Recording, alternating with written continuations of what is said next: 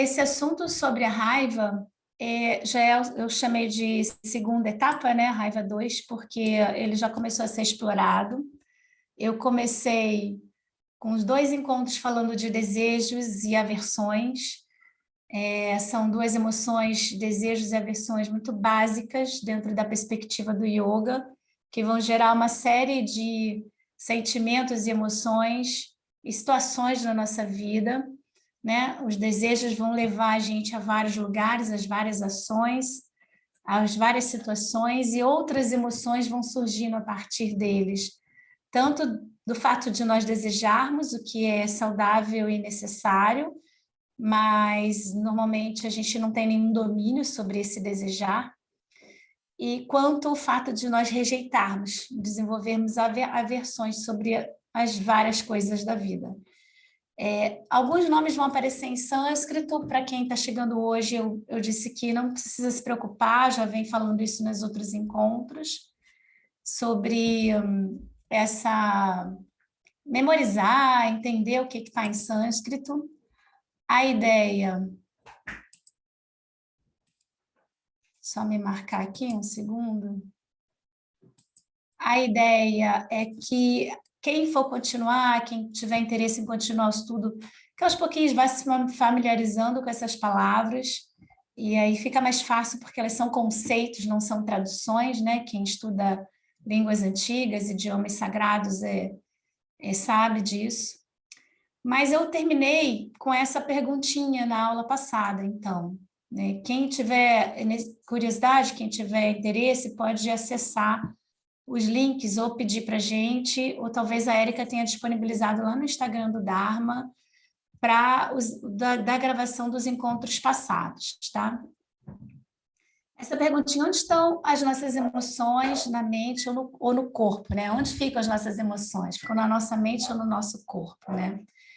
Então, eu disse lá já na aula passada que essa é uma pergunta que não faz muito sentido, né? Essa pergunta, ela sempre vai nos remeter também àquela complexidade das palavras em si. Por que a gente usa o termo raiva, né?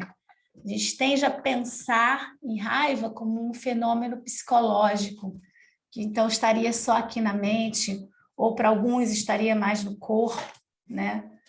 Mas mais nessa camada mental. Mas ela está diretamente ligada ao termo dvesha, que é o contrário do desejo, que é aquilo que eu rejeito, que eu não quero ter contato, que por algum motivo eu desenvolvi uma marca, um registro negativo em relação àquilo, e então eu tenho aversão, eu criei uma aversão. E esse termo, nos Yoga Sutras, ele perspassa, ele vai além do aspecto geral do corpo e da mente. Então, é por isso que na perspectiva do yoga, esses sentimentos, eles não ficam apenas no campo da mente. E é por isso também que a gente trabalha na direção de realizar práticas físicas, né, como é o caso do yoga, para desfazer certos padrões, porque essas emoções, esses sentimentos, eles ficam na forma de padrões no nosso ser. Se é no nosso ser, então todas as camadas do nosso ser. Ficam no nosso corpo, nos nossos gestos, nas nossas reatividades físicas e corporais, na nossa respiração, né? Então, a gente vai, através das práticas físicas também, atuar nesse sentido, não só na perspectiva mental, na abordagem mental.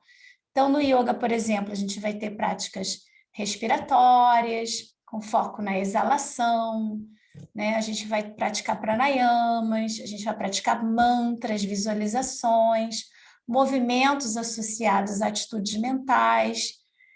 E a gente chama isso no yoga de práticas. Elas acontecem. Isso tudo para lidar com o padrão, tá, gente? Eu ainda estou falando do padrão da emoção raiva.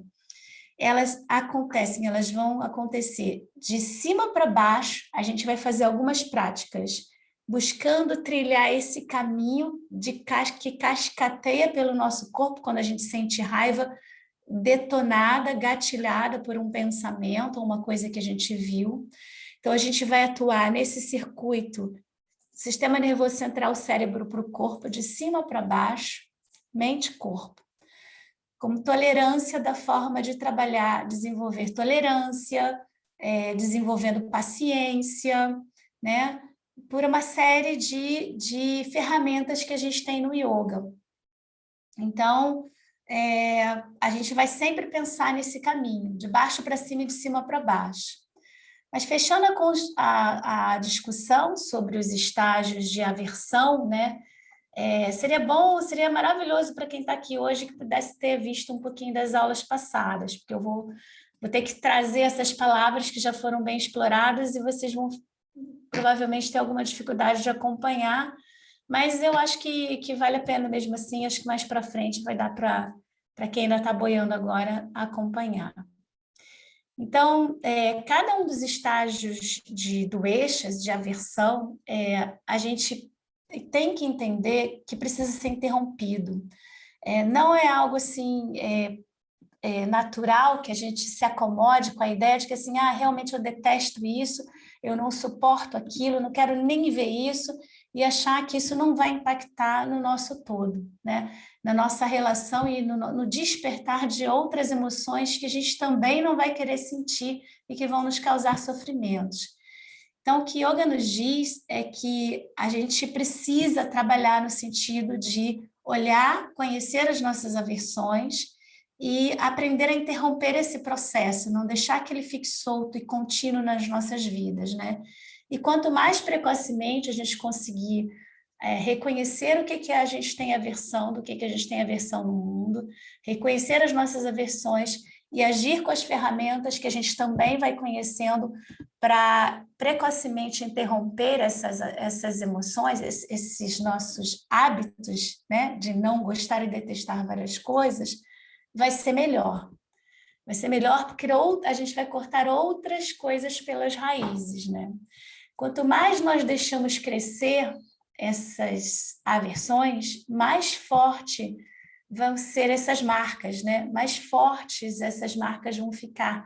Esses hábitos de detestar certas coisas vão ficar na gente, esses registros. E os estágios mais avançados, né, vão vir sempre dos estágios mais iniciais. Então, se eu percebo que estou começando a criar uma rejeição por alguma coisa que seja agora, vale a pena eu não me forçar a gostar dessa coisa, mas eu começar a questionar, olhar para isso e ver de que maneira eu posso lidar com isso, que não seja convivendo o tempo inteiro, mas de que maneira eu tenho qualquer condição que seja de lidar com essa coisa qualquer que eu estou desenvolvendo a aversão. Porque se a pessoa chegar ao estágio, então, no caso da raiva, o que vai acontecer? Se a pessoa chegar no estágio de realizar uma agressão, porque a raiva desperta a agressão, né, concretamente, vai ser muito mais difícil ela desfazer essa agressão, né? É irreversível, agrediu, está agredido. Então, por isso, todas essas emoções e sentimentos nas nossas vidas, quanto mais a gente puder atuar no princípio, melhor. E aí, cada uma dessas manifestações devem ser, então, desfeitas gradualmente no seu próprio nível, e isso vai nos levar a usar para olhar para a ilusão que está por trás da aversão, né? Existe uma ilusão inerente a esses processos de aversão. Eu estou falando muito de aversão porque ela é a base para o sentimento de raiva, isso já foi dito na aula passada, né? Eu repito, mas, enfim, só para vocês entenderem. Então, a ilusão inerente a esses processos de aversões é que nesses estágios, né, das aversões, que a pessoa fica apegada a essas experiências decorrentes da aversão, o que acontece é que a gente vai criando um apego, né, em relação a essas experiências, a gente se apega não só ao que a gente gosta, a gente se apega a um monte de coisas que a gente não gostaria de se apegar, porque a base desse acontecimento é que nossa mente ela tem grande capacidade de entender coisas e situações de maneira enganosa, né? Por isso que eu falei da ilusão, a ilusão da aversão. A gente tem uma mente humana maravilhosa, capaz de coisas incríveis, mas também com uma forte tendência e capacidade de entender, de achar que entendeu coisas e situações de uma maneira equivocada, enganosa, e aquilo vira uma certeza para nós. A nossa mente é esse instrumento que tem esse movimento. E é bom que a gente se lembre disso. Então, nós tomamos sempre uma coisa por outra. Isso é um assunto básico do yoga, da filosofia do yoga, que tem palavras em sânscrito que eu não estou trazendo aqui para explicar isso, esse conceito, que todos nós, seres humanos que temos uma mente humana, nós tomamos uma coisa por outra o tempo inteiro. Essa é a natureza da nossa mente. Então, é assim, a primeira reação, aquela que acontece na forma de respostas físicas, que não é quando eu tenho contato com alguma coisa, algum objeto, que não é consciente, ela vem, mas aí os estágios seguintes de ficar repetindo os pensamentos na mente vem junto, eu tenho contato com algo, eu tenho as respostas físicas, depois o processo seguinte, vou ficar repetindo pensamentos acerca dessa experiência, repetitivamente, e junto com esses pensamentos que eu vão ficar sendo repetidos na minha mente, vão vir um sentimento até de uma satisfação mesmo muito grande, né? Em relação ao sentimento de raiva, né? Eu tive contato com alguma situação, um objeto, uma pessoa que me causou raiva. Fisicamente vai haver uma reação, pensamentos vão vir. E por incrível que pareça, esses pensamentos vão vir junto com o sentimento de satisfação. Existe uma satisfação estranha, né? Satisfação nem sempre está só ligada a coisas boas, mas existe uma satisfação da minha mente. Pode não ser da Gláucia quando eu estou ali totalmente consciente com os meus valores de vida, mas a minha mente, ela se apega, por isso ela cria uma satisfação em relação a ficar lembrando sobre essa situação, lembrando sobre a raiva que eu senti. Porque a gente vive no mundo, por exemplo, repleto de filmes e novelas sobre revanches, e isso vira, toda vez que a gente está vendo as pessoas que estão assistindo esses filmes, essas novelas, e quando tem aquele momento de revanche, que a pessoa está conseguindo fazer a revanche sobre a raiva, a mente gosta disso, as pessoas torcem com relação a isso.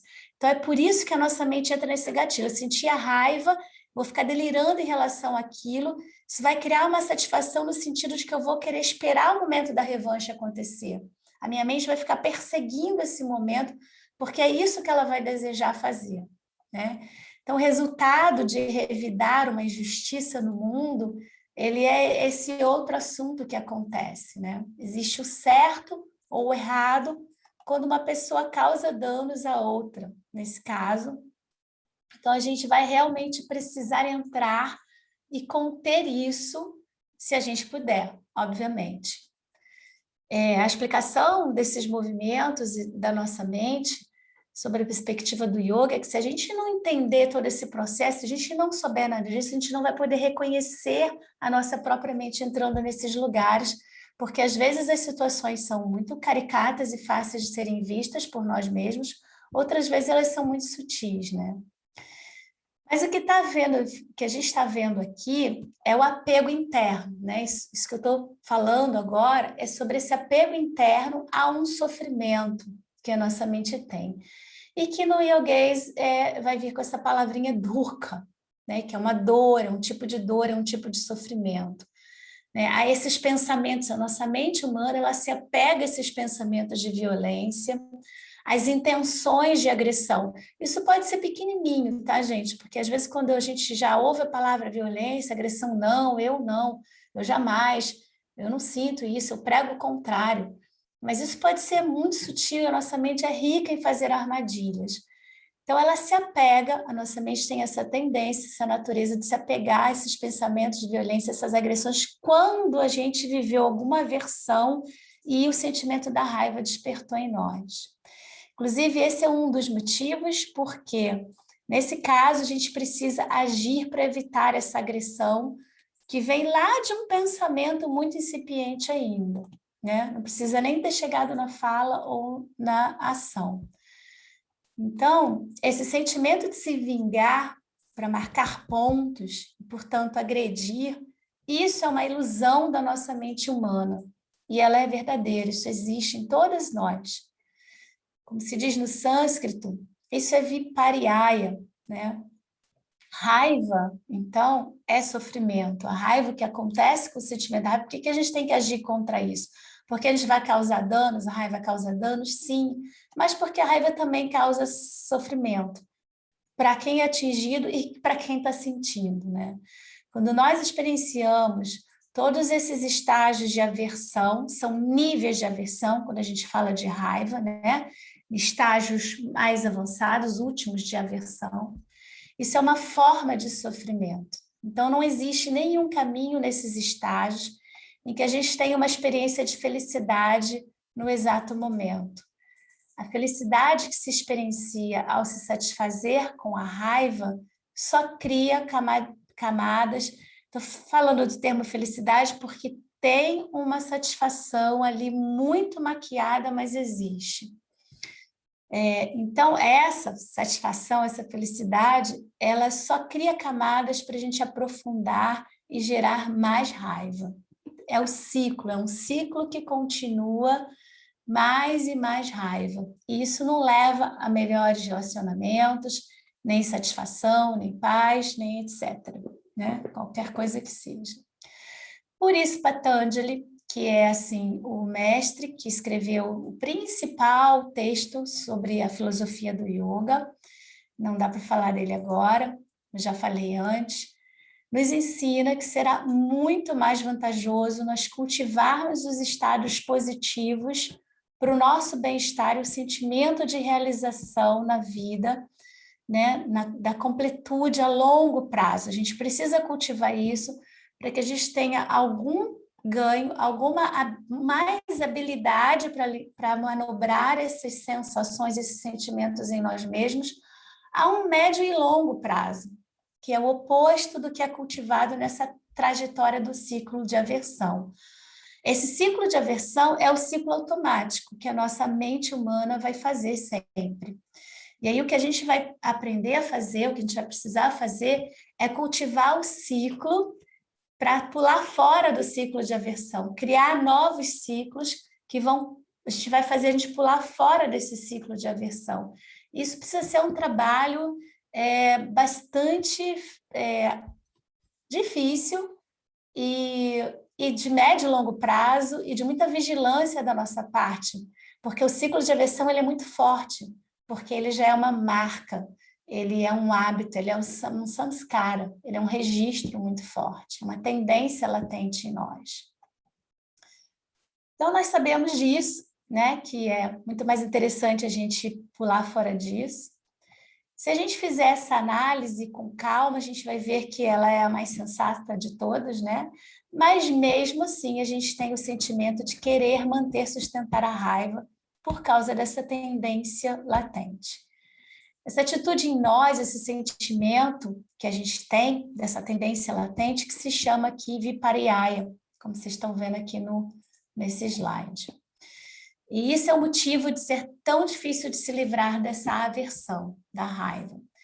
Então, esse Patanjali diz que Dvesha é uma forma de perceber, né? A aversão é uma forma de perceber que o sofrimento como dukkha, como satisfação.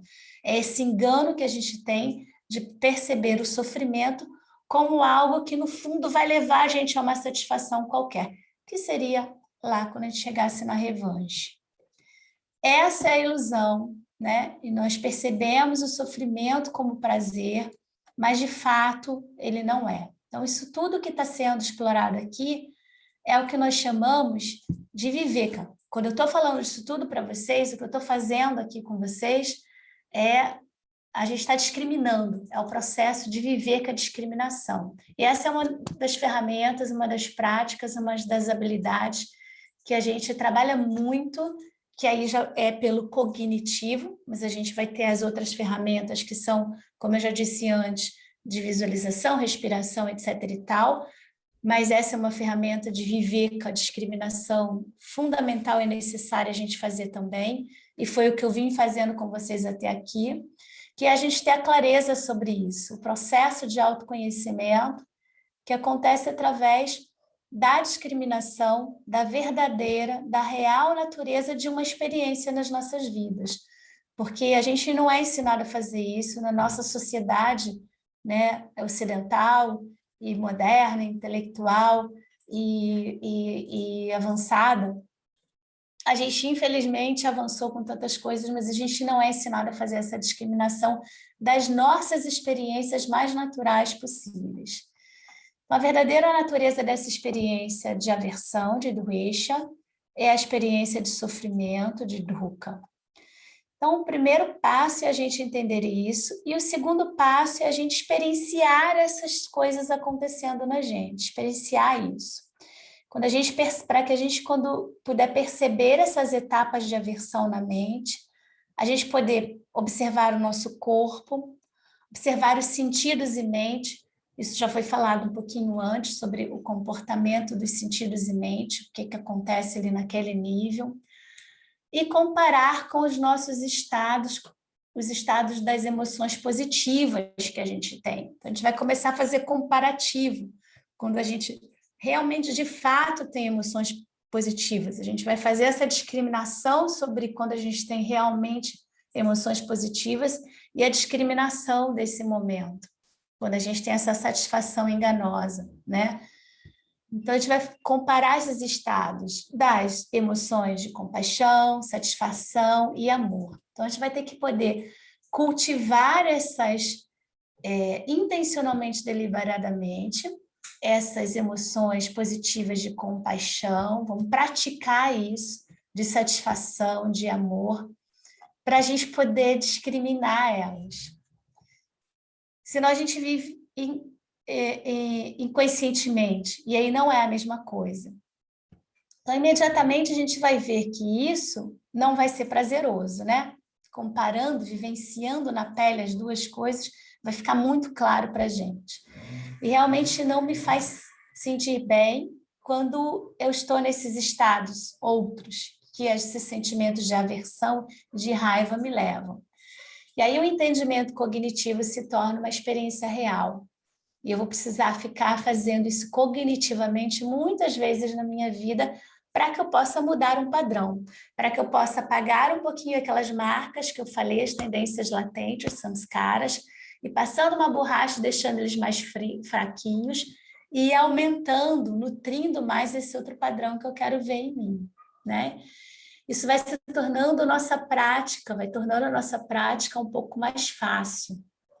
Isso deveria ser óbvio, com certeza, deveria ser óbvio que a raiva, o sentimento de aversão, a reatividade, a agitação mental que ela causa, e toda essa trajetória é evidentemente sofrimento, mas nós não vemos isso na realidade. Por isso existe uma afirmação atribuída a Buda que diz: segurar a raiva no coração é como segurar o carvão quente na nossa mão e aguardar para jogar no nosso inimigo. Né? O que vai acontecer é que até a gente jogar no inimigo, ele vai ter queimado a nossa mão. Então, eventualmente, a gente vai ferir o inimigo, mas quem ficou segurando o carvão quente na mão o tempo todo, queimando a própria mão continuamente, fomos nós, né? Qualquer pensamento que fundamente que a aversão pode ser positiva e útil para nós. Tá tudo bem, eu não gosto, detesto várias coisas, mas tá tudo bem, a vida é assim mesmo. Se faz disso, de coisas que eu vou gostar e coisas que eu vou detestar. Isso a gente precisa combater, gente. Não é tão ingênuo e tão normal assim, porque é o berço para essas outras emoções que eu já claramente sei que eu não quero. Então, é uma ilusão experienciarmos algo que não é verdadeiro. E aí eu vou falar aqui de dukkha como base da aversão, vou falar só mais um pouquinho sobre esse slide, e a gente vai fechar para fazer o relaxamento profundo, né? Eu já tinha anunciado que eu vou precisar de mais uma aula para falar da raiva, porque são conceitos profundos, não adianta eu trazer um monte de conceitos de uma vez só, por isso que eu quebrei em várias etapinhas de meia hora. E aí, fechando esse slide, o assunto desse slide, a gente já vai para o relaxamento, tá? Então, dukkha como base, sofrimento, né? Dukkha como base da aversão e raiva. A causa raiz da raiva, a gente já viu que é a aversão. E nós já vimos que a aversão, né, esse dvesha e o sofrimento, dukkha, se relacionam um com o outro, estão ali juntinhos. Então, dukkha é esse estado de sofrimento, de dor, de desconforto. E essa palavrinha, ela é formada pela raiz dur, que significa constrição, restrição, e ka, que significa um espaço interno. Então, a junção du, ka, é a constrição, a constricção, né? A restrição desse espaço interno. Que espaço interno é esse? O espaço interno de consciência. Então, essa restrição, esse desconforto, essa dor, eu vou querer ficar longe, né, disso, né? Se eu tenho essa sensação. Por sua vez, essa expressão da aversão é a raiva, né? Eu vou querer ver aquilo longe de mim. O que quer que seja que eu não aceite, vai me gerar o sentimento de indignação quando eu tiver contato. E isso gera várias perturbações no meu corpo, nos meus sentidos, na minha mente. Então, esses sofrimentos todos nos provocam a raiva, e a raiva também deixa impressões latentes, também vai deixar as suas marcas.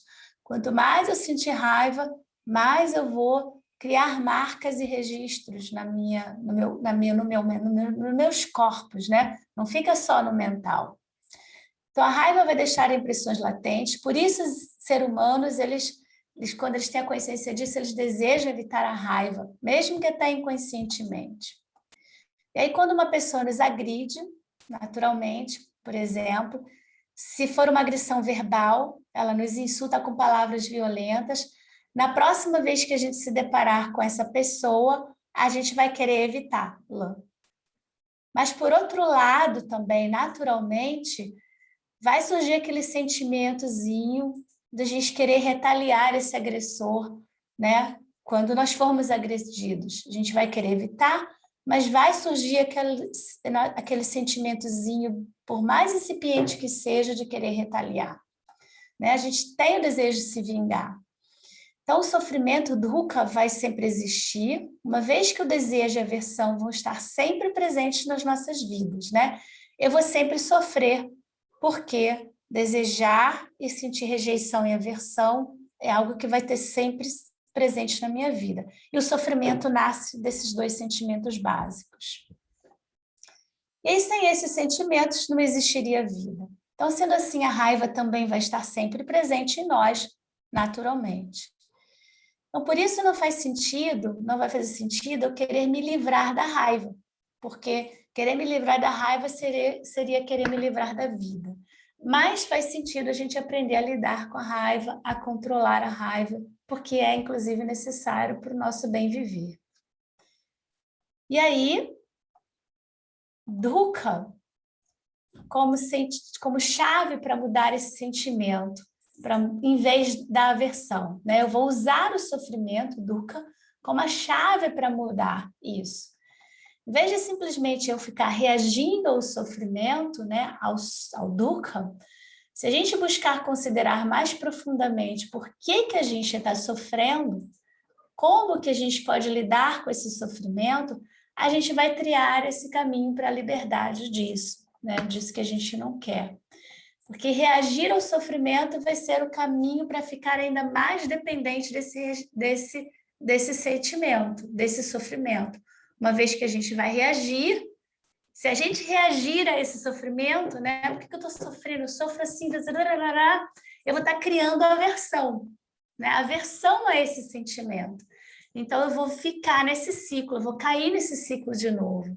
E a gente vai sofrer por isso, vai reagir de novo, e dessa forma nós simplesmente criamos o ciclo do sofrimento. Aversão, sofrimento, aversão, sofrimento. E aí a aversão por si só é uma causa para o sofrimento e a gente não sai disso nunca. Então a gente deve começar a olhar para qual é a origem desse sofrimento. Tá, eu estou sofrendo. Esse tipo de sofrimento está acontecendo agora em mim. Então, eu vou destrinchar, vou viver, eu vou discriminar para tentar ver onde está a causa basal disso, em vez de ficar querendo me livrar também disso, porque em alguns casos é isso que nós tendemos a fazer. Se eu simplesmente reagir ao sofrimento com a rejeição, eu vou construir essa base. O que acontece na nossa mente humana, que a nossa tendência é reagir querendo se livrar ou querendo esconder, né? Ou querendo ficar longe, ver longe, rejeitando. E existe uma situação técnica, né, do entendimento profundo psicológico que Patanjali traz nos Yoga Sutras, que é o principal texto sobre yoga, que diz que quando a gente fica fazendo isso, a gente cria um alambha, a gente cria uma base para isso ficar se repetindo como uma vitrola, um disco arranhado, né? Para quem lembra dos discos arranhados, para aquilo ficar se repetindo num automatismo na nossa vida ad eterno, sem parar, né? Simplesmente isso fica se repetindo, a gente cria essa base e aquilo cai nessa caixinha e isso a gente nunca vai conseguir, vai ficar cada vez mais difícil a gente conseguir sair desse lugar, desse padrão de viver. Então, para que a gente possa dar uma direção no sentido de buscar origens do sofrimento, o Yoga Sutra ele vai nos apresentar 3 tipos de sofrimento, ele vai nos mostrar, vai nos ensinar a olhar para esses 3 tipos de sofrimento basal, básicos, e vai nos ensinar também a investigar isso. Esse vai ser o assunto da próxima aula, aqui que eu vou trazer, que vão ser esses 3 tipos de sentimentos básicos, de sofrimentos, desculpa, básicos, e a gente vai investigar, a nossa investigação vai começar através desses 3 tipos básicos de sofrimentos, tá? Não vai dar para explorar aqui, e pretendo, então, no próximo encontro também trazer algumas práticas. Mas hoje, a gente já vai trazer a prática de uma respiração, porque na aula passada eu trouxe a prática do Shitali Pranayama, que é um pranayama que nos ajuda a refrescar bastante, não só o nosso corpo mesmo, físico, ele é um pranayama resfriante, aquele que a gente inspira pela boca. Quem não pôde estar aqui presente na aula passada, se puder, pega a gravação para aprender. E hoje eu vou trazer o pranayama Shitali, que é a respiração pela boca, mas usando a língua. E vocês vão saber por que a gente usa a língua. Quando eu disse que tem várias ferramentas no yoga, e essa da língua é uma delas, essa respiração usando a língua, que é um bandha, a gente vai levar a ponta da língua no céu da boca. Eu vou dizer por que na aula que vem, que é feito isso, tá? Tudo tem explicação aqui nessa filosofia do yoga. Mas como não dava para chegar lá hoje, eu queria já trazer uma prática para vocês, que vai ser a preparatória para depois vocês deitarem e fazerem um relaxamento, tá? Então, essa prática do Shitali, ela consiste são pouquíssimas práticas que a gente faz inspirando pela boca, essa é uma delas. Quem faz calha na língua pode fazer a calhazinha, mas nesse caso a gente não vai fazer, porque nesse caso a gente vai pôr a língua lá no céu da boca e a gente vai inspirar com a língua no céu da boca.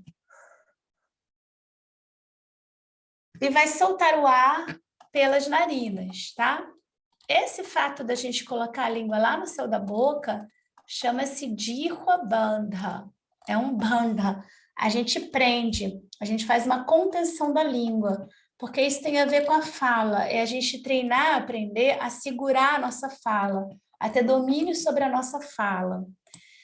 E não é só autossugestão, não, tá? Tem toda uma situação que eu vou explicar na próxima aula, não dá para falar agora. Mas então, quem puder já vai levando a ponta da língua lá para o céu da boca, fazendo essa amarração da língua, esse Jihva Bandha. Fecha um pouquinho os olhos, só respira naturalmente. Só faz uma respiração natural. Se você achar esquisito respirar pela boca, tudo bem. com a língua assim. Respira pelas narinas, mas se possível, deixa a língua lá. Lembrando que a língua tem a ver com a fala e com a comida. E Yoga nos ensina que diminuir ambos é muito interessante, a gente praticar essa diminuição. Comer menos, falar menos, a não ser quando a gente está dando aula, né?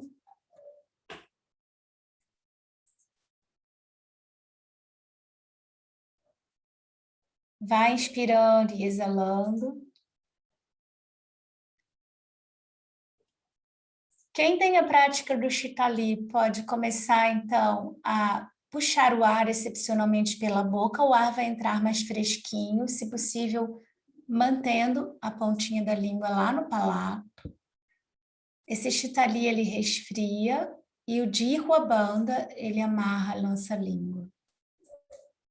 E à medida que você vai inspirando pela boca e exalando pelas narinas, observando essas sensações,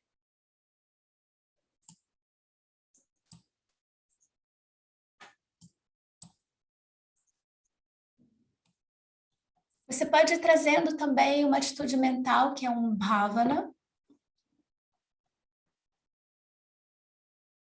pensando em algo bem fresco nos seus sistemas, de uma sensação de frescor interno, não só na sua boca, mas no seu corpo inteiro, na sua mente.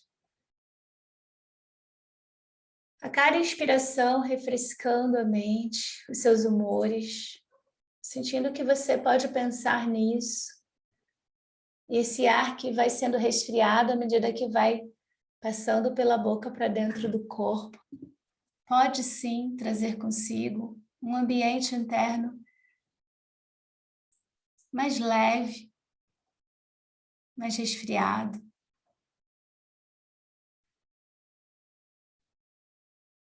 Então vai inspirando e exalando com essa sensação.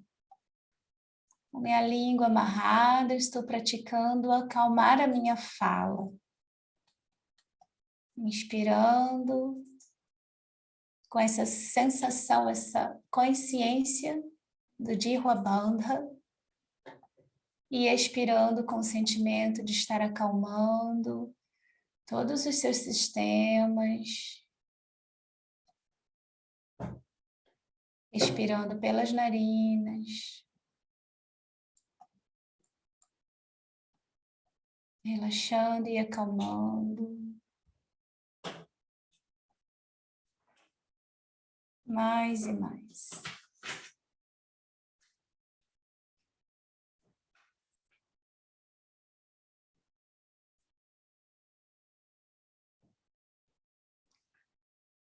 Ok, vamos deixar a respiração livre, relaxa a língua. Faça respirações conscientes, porém bem livres. E no seu tempo, no tempo de cada um de vocês, vá se organizando para ou se sentar numa posição bem confortável, num lugar, num ambiente em que você possa estar por algum tempo, ou deitar-se, se você preferir. É um relaxamento guiado, então uma posição deitada também é boa. É importante que seu corpo esteja bem confortável. Desde o início, não haja qualquer incômodo, nenhum obstáculo.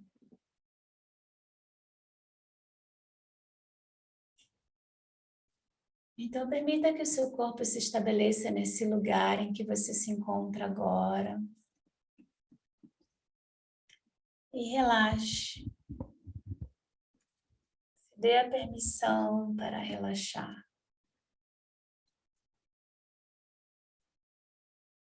Deixe toda a extensão e o peso do seu corpo descansarem confortavelmente e completamente nesse apoio, abaixo de você, o chão.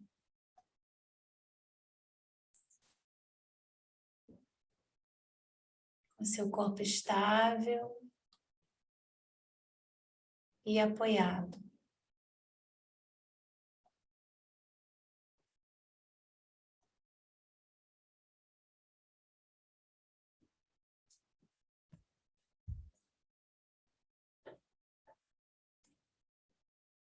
Então comece a levar a sua atenção para a respiração e deixe a sua respiração se expandir, sentindo o seu abdômen, sentindo também o seu peito se expandindo, no seu próprio tempo.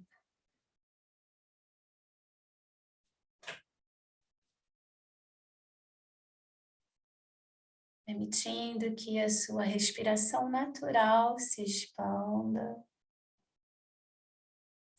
sentindo o peito se expandindo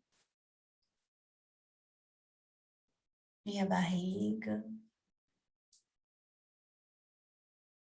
E no seu tempo expire naturalmente.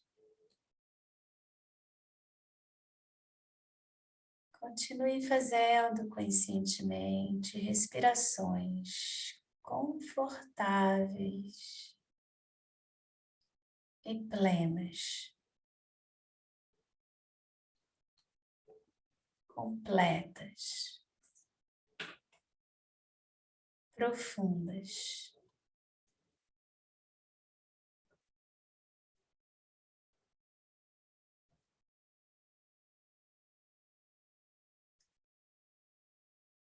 Ao inspirar, observe esse sentimento de expansão. Perceba essa sensação de expansão emergindo da parte interna do seu tronco. E perceba a sensação da garganta até o abdômen, ou até o baixo abdômen, talvez até o assoalho pélvico.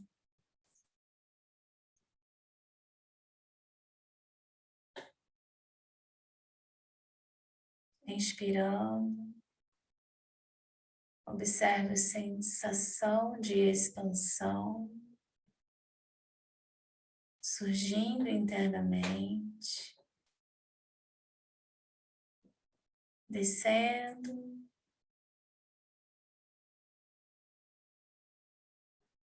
até a parte mais baixa do seu tronco. E na expiração,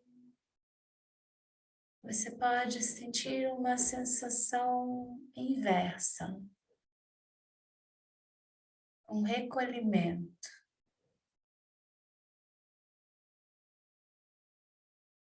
A expansão, na inspiração, e um recolhimento na barriga, no peito, nas exalações.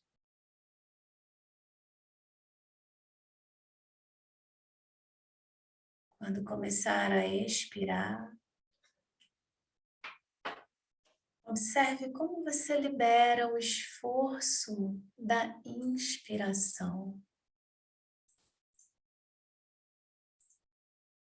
Você inspira, expande.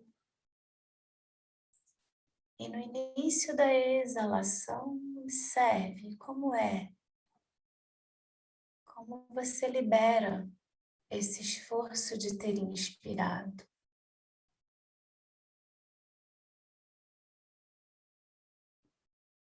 Perceba o amaciamento, o relaxamento do seu peito nas expirações.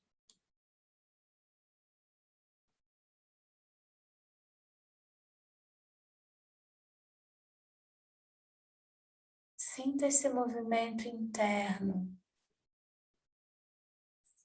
no abdômen.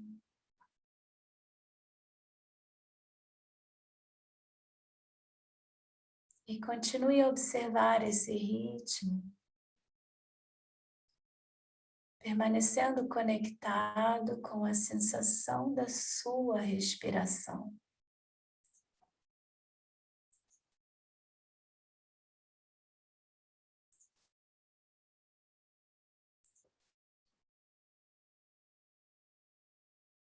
Ao inspirar, experiencie o sentimento de expansão, trazendo espaço, leveza para o seu corpo. Ao expirar, perceba o sentimento de suporte e relaxamento.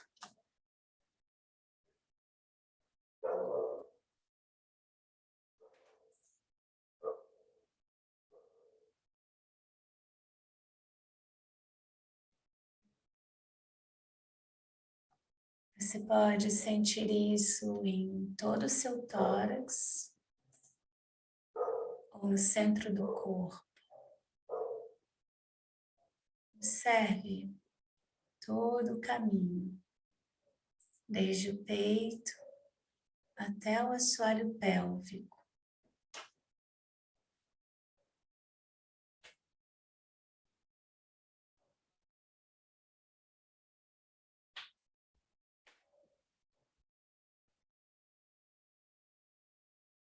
E você pode reforçar essa experiência com esta simples afirmação. Ao inspirar, eu sinto expansão confortável no meu peito e abdômen. Eu experiencio e visualizo espaço e leveza.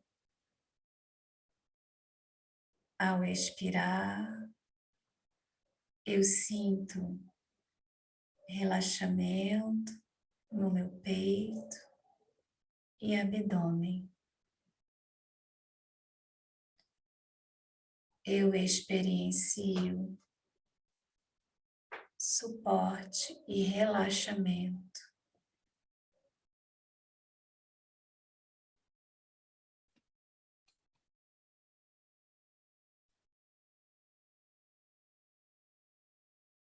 Continue respirando assim por mais alguns ciclos.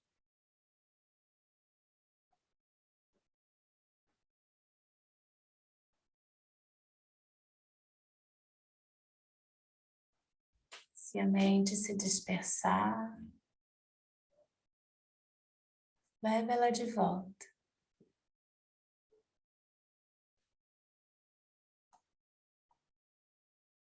Apreciando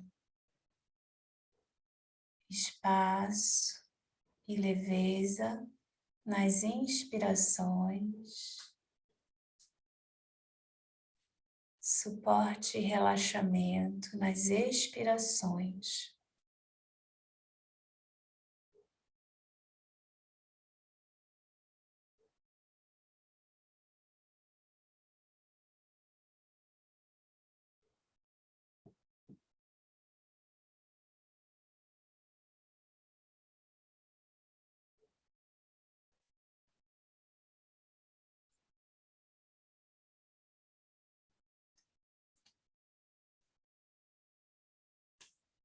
Retorne agora para a sua respiração natural e confortável. Abandone todo o esforço e permita que a sua respiração entre num ritmo natural, calmo, suave.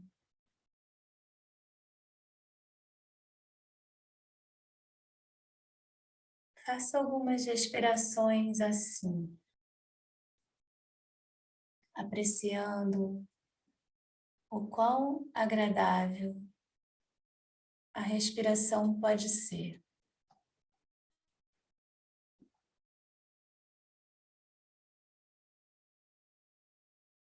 Fique em contato com esse sentimento de conforto.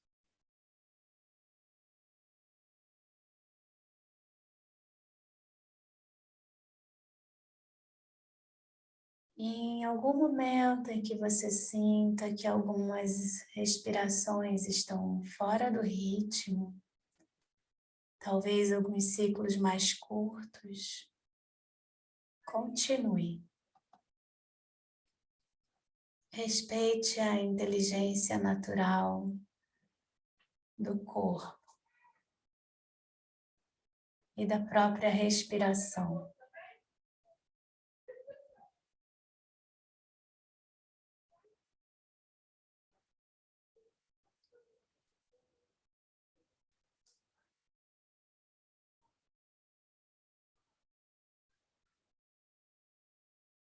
No seu próprio tempo, permita que a sua respiração se expanda e prolongue gradualmente, tanto na inspiração quanto na expiração. Mas somente até um ponto em que você ainda esteja respirando de forma confortável.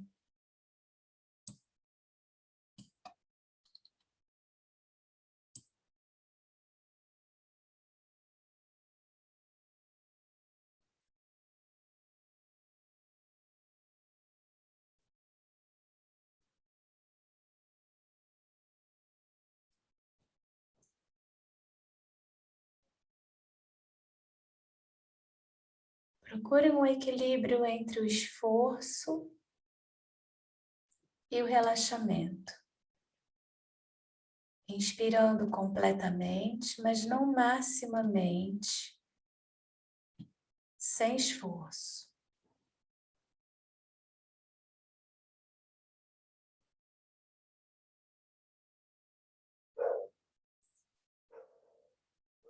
Volte sua atenção, sua consciência para o sentimento que cultivamos um pouco antes.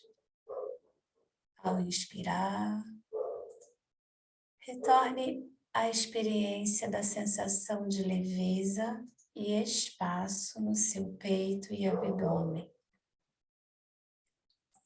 Ao expirar, a sensação de relaxamento no peito e abdômen.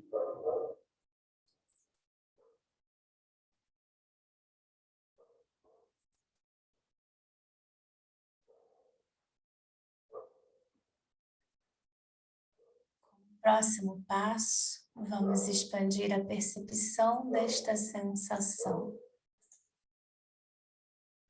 aumentando o alcance dessa visualização, para cobrir agora o corpo inteiro. Quando estiver preparado, ao inspirar, visualize. Perceba essa sensação de leveza e espaço preenchendo seu peito e abdômen. E também todo o seu corpo. Permita que essa sensação da respiração se expanda até os seus quadris e pernas, até as solas dos seus pés.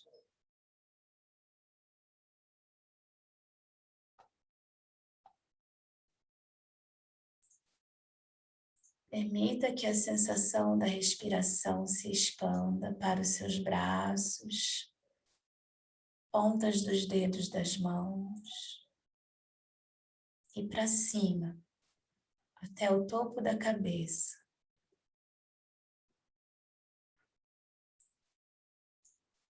Então você está respirando dentro de todo o seu corpo, sua consciência e respiração se espalhando e se expandindo com cada inspiração.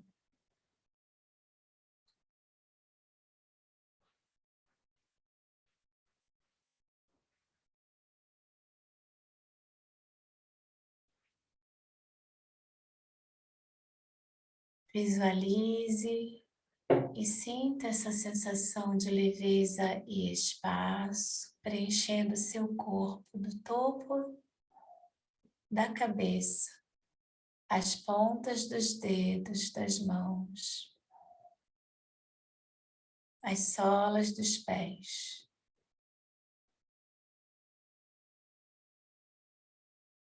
Na exalação, permita que sua consciência permaneça em todas as partes do seu corpo.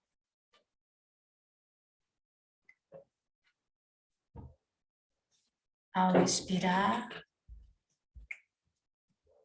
permita que a sensação de preenchimento, de suporte, seja percebida em todos os lugares.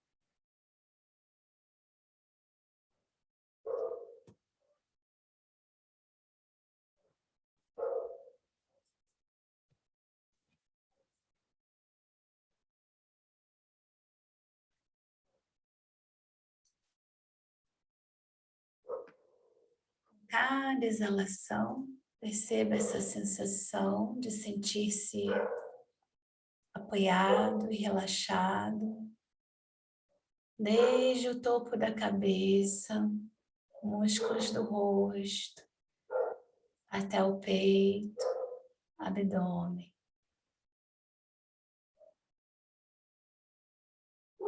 E deixe esse sentimento de suporte e relaxamento estarem presentes também nos seus quadris e pernas, pés e solas dos pés.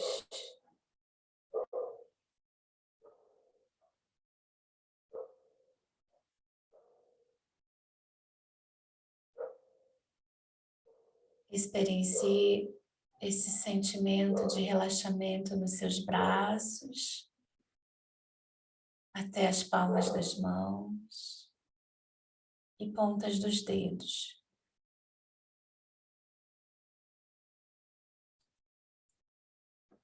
Continue a respirar assim por mais algum tempo, pelo tempo que for confortável para você.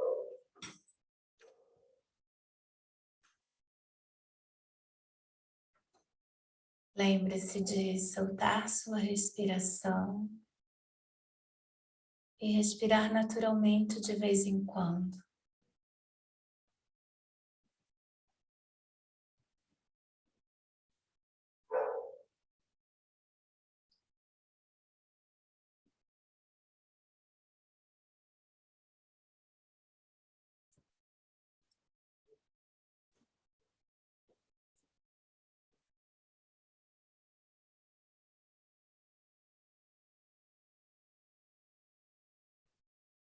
Talvez você perceba a sua mente assumindo essa sensação do seu corpo.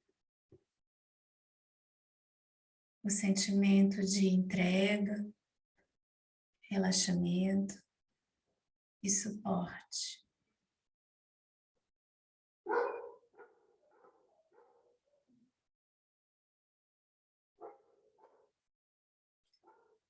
Permaneça com esta afirmação por mais algumas poucas respirações. Ao inspirar, eu sinto uma expansão confortável na minha mente e no meu corpo. Eu percebo, eu visualizo espaço e leveza. Ao expirar, eu sinto o relaxamento no meu corpo e na minha mente. Eu experiencio visualizo suporte e relaxamento.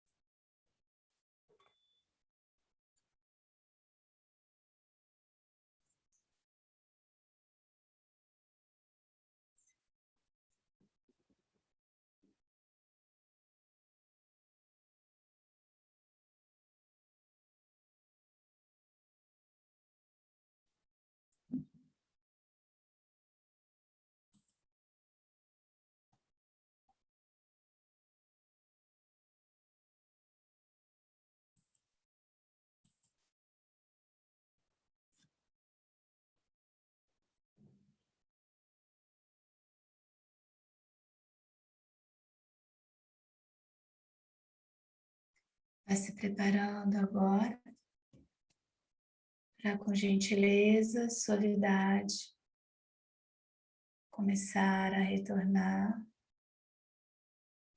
a fazer contato com o mundo externo, sentindo gosto na boca, cheiros, percepções sensoriais na pele. Deixe sua respiração livre.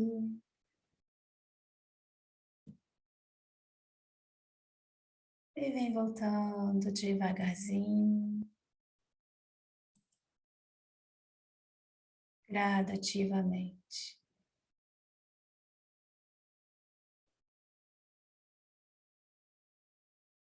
No seu tempo, do seu jeito.